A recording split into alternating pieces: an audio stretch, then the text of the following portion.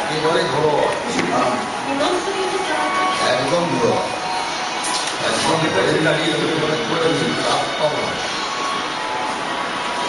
আপনি বলুন কি বলছেন।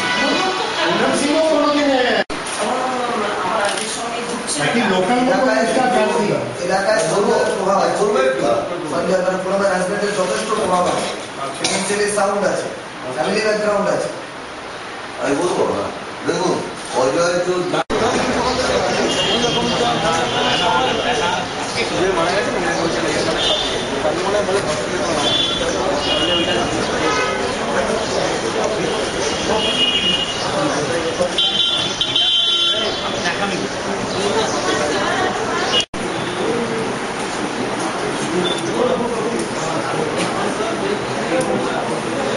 পার্ক স্ট্রিটে যে মহিলা সুজিত জর্ডান, যার উপরে পাশবিক অত্যাচার হয়েছিল,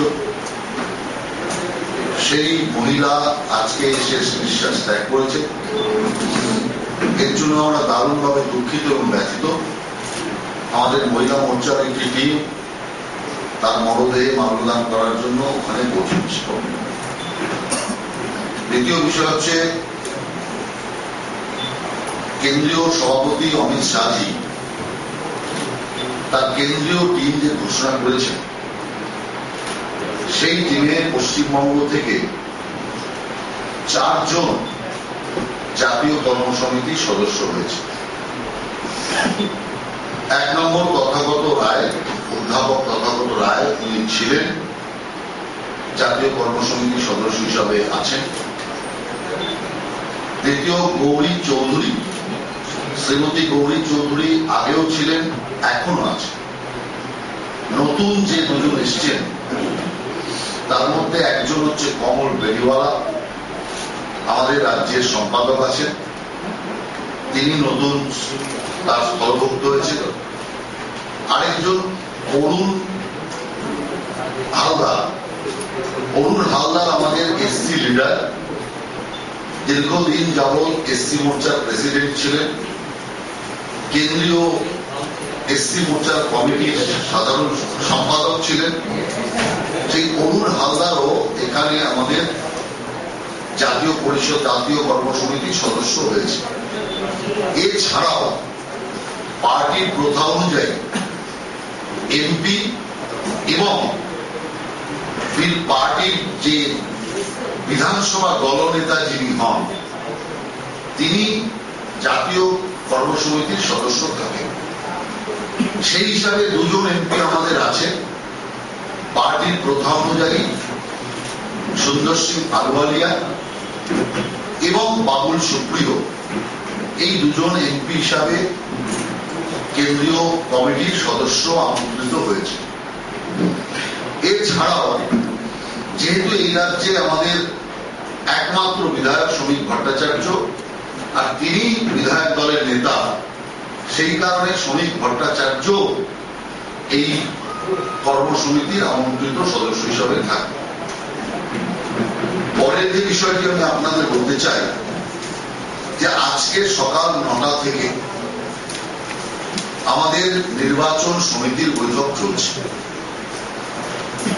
এবং এই বৈঠক রাত পর্যন্ত চলবে, যতক্ষণ পর্যন্ত না সবকটা জেলার কাজ শেষ হচ্ছে।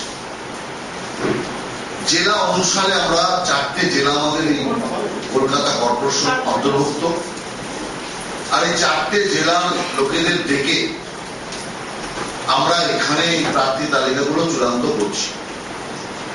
স্বাভাবিকভাবে বুঝতে পারছেন যে প্রার্থী তালিকা অত্যন্ত লম্বা, মানে আবেদনপত্র অত্যন্ত লম্বা, প্রায় 1850ও ছাড়িয়ে গেছে এ পর্যন্ত আবেদন। আর বিজেপি একটি গণতান্ত্রিক রাজনৈতিক দল, সেই কারণে সকলের সাথে আলোচনা করে সকলের মতামত নিয়ে প্রার্থী তালিকা তৈরি করতে কিছুটা সময় লাগছে। আমরা আজকের মধ্যে প্রায় 80% প্রার্থী তালিকা তৈরি করে ফেলতে পারব। যেটুকু বাকি থাকবে আগামী 16 তারিখ বিকেল 3টে থেকে আবার ইলেকশন কমিটি বসবে এবং বাকি যে প্রার্থী তালিকাগুলো অসম্পূর্ণ থাকবে ওয়ার্ডগুলো সেগুলোকে আমরা সম্পূর্ণ করব। 17 তারিখে আমরা প্রার্থী তালিকা ঘোষণা করব, এটা আমরা প্রকাশ্যে আপনাদের জানিয়ে দিলাম। 16 তারিখে আমাদের কেন্দ্রীয় প্রভারী সিদ্ধার্থনাথ সিংজি আসবেন। এখানে একটি সম্পাদক মন্ডলীর বৈঠক আছে। সেই বৈঠক অবশ্য কলকাতা কর্পোরেশনের কোন সিট ফাইনালাইজের বৈঠক নয়।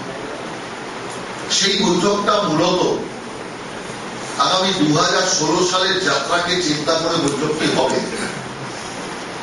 যে বৈঠক 2016 সাল পর্যন্ত বিজেপি কিভাবে এগোবে, অর্থাৎ বিজেপি রোডম্যাপ তৈরির ব্যাপারে কথাবার্তা হবে। যেহেতু কর্পোরেশন ইলেকশন আছে, পৌরসভা আছে, তার আলোচনা তো স্বাভাবিকভাবে ওখানে কিছু হবে, কিন্তু মূলত মিটিংটা ডাকা আছে 2016 সালের রোডম্যাপ তৈরি করার জন্য। এই বৈঠকটা 16 তারিখের বৈঠকটা তাৎপর্যপূর্ণ এই কারণে 18 তারিখ আমাদের রাজ্য বিজেপির একটা প্রতিনিধি দল আমাদের কেন্দ্রীয় সভাপতি অমিত শাহর সাথে বসবেন। দিল্লিতে একটি বৈঠক হবে, যে বৈঠকে আগে কিছু সাংগঠনিক নেতা, সত্যেও রামলালজি, শিবকুমারজি, এরকম কিছু নেতা, তারা সকালবেলা 12টা থেকে বিকেল পর্যন্ত আমাদের সাথে বৈঠক করবেন।